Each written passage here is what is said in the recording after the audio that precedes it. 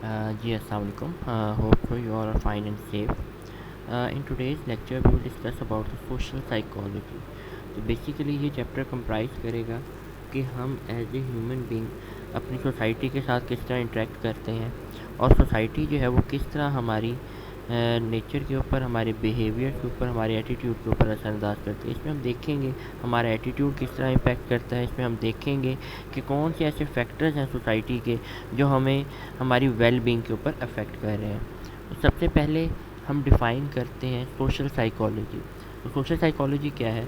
The scientific study of how we feel, think and behave towards the other people around us and how these people influence our feeling, thoughts and behaviour. जैसे मैंने पहले कहा, तो social psychology क्या है कि हम किस तरह सोचते हैं, देखते हैं, बिहेव करते हैं लोगों के दरमियान में, और लोग हमारी किस तरह हमारी फीलिंग्स के ऊपर, हमारी सोच के ऊपर, हमारे बिहेवियर के ऊपर इम्पेक्ट करते हैं. तो वो क्या है? Social psychology.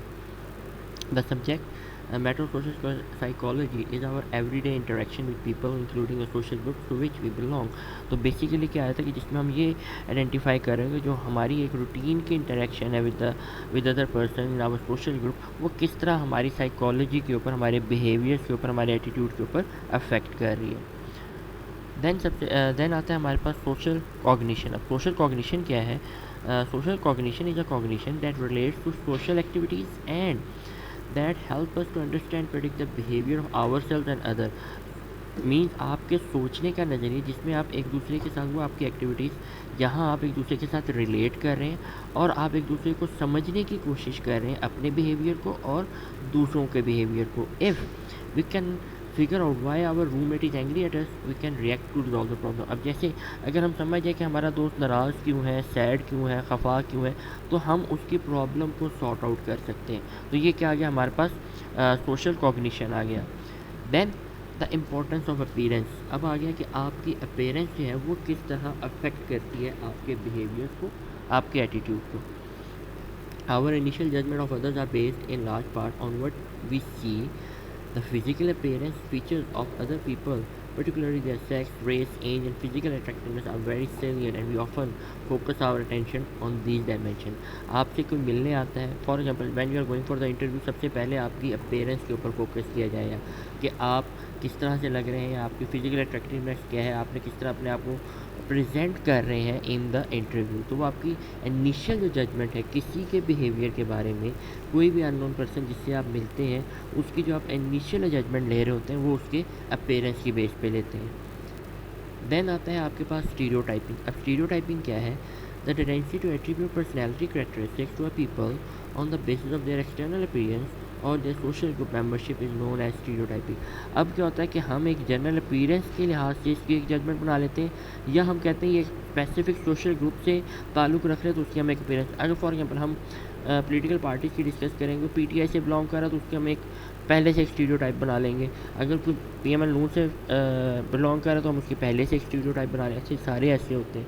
सेम एसपीपी से जो बिलोंग कर रहा है हम कहेंगे सारे ही ऐसे. वो क्या है? स्टीरियोटाइपिंग है. हम एक दाढ़ी वाला शख्स देखते हैं जिसने बड़ी बड़ी दाढ़ी रखी हुई है, तो उसकी भी हम एक स्टीरियोटाइपिंग बना लेते हैं, यार ये बहुत ज़्यादा कट्टर मौलवी होगा या बहुत स्ट्रिक्ट होगा. वो क्या हो गया? हमने पहले से एक स्टीरियोटाइपिंग उसकी बना ली. तो we frequently use people appearance to form our judgement. हम अपनी जजमेंट बना रहे होते हैं on the basis of the appearance of the people about them to determine our responses to them. More our stereotype lead us to treat people differently. अब इस stereotyping की ही वजह से हम लोगों को डिफरेंटली ट्रीट कर रहे होते हैं. Physical attractiveness are given better grades on easy exams, are more successful on job interviews and receive lighter sentences in court judgment than their less attractive counterpart. अब ये स्टडी है कि जो फिजिकल अट्रैक्टिव होते हैं उनको ग्रेड्स भी अच्छे मिल रहे होते हैं, हो सकता है उनके लिए इंटरव्यू भी अच्छा हो as compare to less attractive people, क्योंकि स्टीरियोटाइपिंग है. Then prejudice and discrimination. अब प्रेजुडाइज क्या है? Prejudice is the negative feeling we have about people because of their appearance और ग्रुप मेंबरशिप. अब आपके किसी से जेलस होना, ठीक है, आपकी एक नेगेटिव फीलिंग होती है किसी लोगों के बारे में, उसकी अपीयरेंस ही हो सकता है या अगर वो स्पेसिफिक ग्रुप से बिलोंग कर रहा है. डिस्क्रिमिनेशन क्या होता है? Discrimination are the behaviour towards other based on prejudice. The behaviours are negative. आपको पता लगता है अच्छा जी यार ये फ़लानी, फॉर एग्जांपल बॉस आपके पीटीआई का सपोर्टर है, आप पीएमएल नून के सपोर्टर हैं, बॉस को अगर पता लग गया कि यार ये पीएमएल नून का सपोर्टर है, अब वो आपके साथ डिस्क्रिमिनेट करेगा as compare to other employee, वो आपके साथ डिस्क्रिमिनेशन करेगा। वो क्या आगे आपकी प्रिजुडाइज की बेस के ऊपर एक नेगेटिव बिहेवियर देगा। अब stereotyping, prejudice and discrimination work together, क्योंकि हमने एक स्टीरियोटाइप बना लेते होते हैं। We may not vote for candidate for public office because of our negative fear but about their ethnicity, and we may avoid people from their other religions or those with mental illness because of our prejudice। अब हमारा क्या होता है, अगर आप देखें देहातों में इलेक्शन किस बेस पे होता है, आपके बरादरीज़म की बेस पे हो रहा है, उसकी बेस पे उसको वोट मिल रहे हैं। हम उसको ये नहीं देख रहे कि वो बंदा काम कर सकता है या नहीं, हम सिर्फ क्या देख रहे हैं कि उसकी वर्थ क्या है in the society. Then attribution, forming judgment by observing behavior, the process of trying to determine the cause of people's behavior with the goal of learning about their personalities is known as attribution। अब attribution क्या है कि हम जब दूसरे के behaviors को समझने की कोशिश करते हैं, उनकी personalities को समझने की कोशिश कर रहे हैं, तो वो क्या है, attribution है। अब attribution में क्या होता है कि आपकी dispositional attribution भी है और situational attribution भी है। अब dispositional attribution क्या है, we may decide that behavior was caused primarily by something about the person, their personality, abilities, motive, that is जो आपके उसके अब इंटरनल जो चीज़ें हैं, उसकी पर्सनैलिटी, उसकी एबिलिटी और उसकी क्या मोटिवेशंस हैं, उसकी बेस पे हम एक डिस्पोजिशन एट्रीब्यूशन बना रहे हैं, उसकी बिहेवियर को जज कर रहे हैं। Eight other time we may determine that the behavior was caused primarily by the situation or chance, that is making a situational attribution। फिर उसके बाद दूसरा जो है वो हम देखते हैं वो इस सिचुएशन की वजह से उसमें ये बिहेवियर आया, उसके अंदर ये चेंज आया, तो हम कह सकते हैं वो situational attribution. At other time we may decide that the behaviour was caused by both the person and the situation. वो आप सिचुएशन टू सिचुएशन भी आपके ऊपर चीज़ें वेरी कर रही होती हैं। Like it's easier to make dispositional attribute when behaviour is more unusual और अनएक्सपेक्टेड। ठीक है, जब आपका एक बिहेवियर बिल्कुल अनयूजुअल अनएक्सपेक्टेड और हम एक पहले से अगले की पर्सनैलिटी को जज कर रहे हैं। Imagine you are going to party and you are introduce a test and that shake your hand and say nice to meet you. अब आप इससे ईजिली कंक्लूड कर सकते हैं on the basis of behaviour कि दैट एक friendly person नहीं। क्यों, अब वो सिचुएशन भी तो वहाँ पे वेरी कर रही है, क्योंकि सिचुएशन वहाँ डिमांड कर रही है कि वो बंदा किस तरह एक्ट करता है आपके साथ। अगर वो आपके साथ वाकई फ्रेंडली वे में एक्ट कर रहा है, तब हम कह सकते हैं कि वो आपके साथ अच्छा। अब जैसे नीचे एग्जांपल दिया, डिस्पोजिशनल एट्रीब्यूट क्या है, sir my assignment so late lazy bum, there as my assignment on the other hand so late may be a family issue. अब यहाँ पे आ गया कि अगर एक बच्ची आपको असाइनमेंट दे रही है, आपने फ़ौरन करी अच्छा यार ये तो है ही बेवकूफ़ है, इसने लेट ही करना होता है, लेकिन ये था आपका डिस्पोजिशनल एट्रीब्यूशन।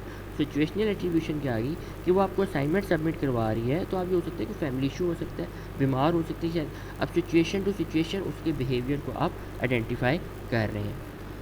फिर है आपके पास एट्रीब्यूशन बायसेस, ये आपकी टू टाइप्स की होती हैं, सेल्फ सर्विंग बायस है और फंडामेंटल एट्रीब्यूशन एरर है। सबसे पहले आ गया सेल्फ सर्विंग बायस। अब सेल्फ सर्विंग एट्रीब्यूशन क्या आ जाती है, by judging the cause of our own behaviour is overly positive way. हम अपने बिहेवियर को बहुत ज़्यादा पॉजिटिव होते हैं, मेरी जो भी कामयाबी है वो मेरी वजह से है। For example, if you did well on a test, you will probably attribute that success to a person cause I am smart, I studied really hard. But if you do poorly on the test, you are more likely to make situation attribution।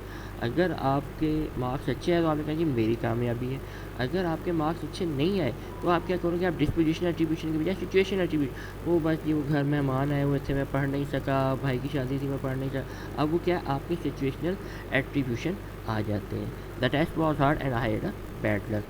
फिर है fundamental attribution error. अब fundamental attribution क्या error है, the common tendency to overestimate the role of person factors and overlook the impact of situation in judging behaviour other is known as the fundamental attribution. For example, when you look at other, the person is your focus and you are likely to make personal attribution about them.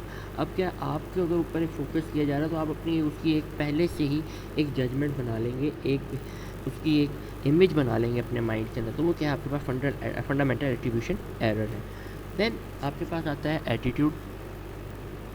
अब attitude क्या है, attitude refers to our relatively enduring evaluation of people and things, कि हम किस तरह लोगों को evaluate करते हैं, चीज़ों को एवेलुएट करते हैं, ये हमारी एटीट्यूड है। We hold many thousand of attitude including those about family and friends, political parties, political figures, preference of music and much more. Attitudes are important because they frequently but not always predict behavior, क्योंकि attitude ही आपके behaviour को ज़्यादातर predict कर रहा होता है. Basically आप किस तरह अपने आप को प्रेजेंट बिहेव कर रहे हैं, किस तरह उनका आपका एक इमेज डेवलप एवेल्यूएशन कर रहे हैं about your friends, about your family, about your political parties and the music, तो वो तमाम चीज़ें आपके एटीट्यूड को डेवलप कर रही हैं.